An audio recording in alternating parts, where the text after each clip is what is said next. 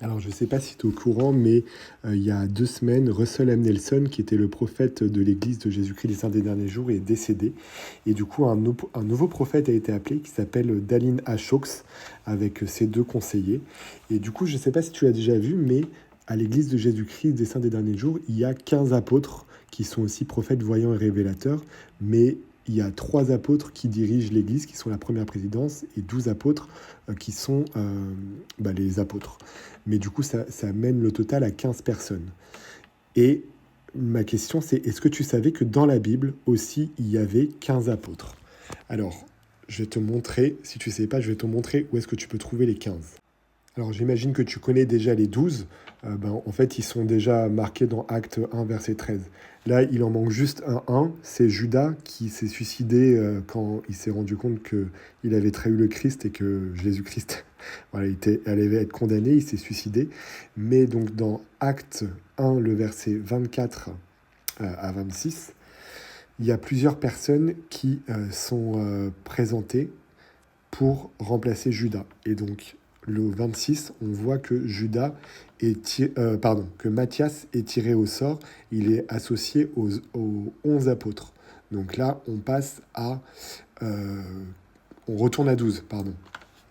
Après, lorsqu'on va dans Actes, hop, chapitre 13,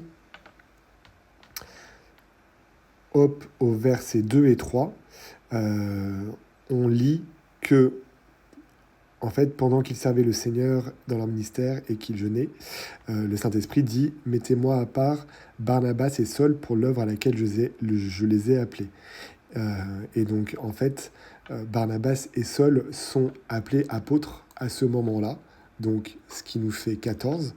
Ok, là, c'est pas marqué précisément qu'ils sont apôtres, mais au chapitre 14, verset 14, là, on lit bien que voilà, les apôtres Barnabas et Paul, là, ils sont apôtres. Donc, ils ont bien été mis apôtres.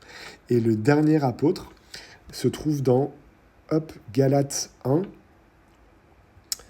Donc, en fait, ce dernier apôtre, c'est Jacques, qui était le frère du Seigneur. Et donc, Galates 1, le verset 19, hop, où en fait, Paul, il raconte que quand il est arrivé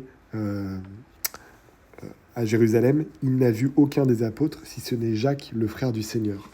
Et donc, voilà, là, c'est le 15e apôtre qui avait été appelé. Alors, on ne trouve pas son appel à l'apostolat dans les actes, mais là, on nous dit que Jacques avait été appelé. Et donc, ce qui nous met à 15 apôtres aussi, ce qui rejoint un peu l'église de Jésus-Christ des Saints des Derniers Jours, c'est la même organisation.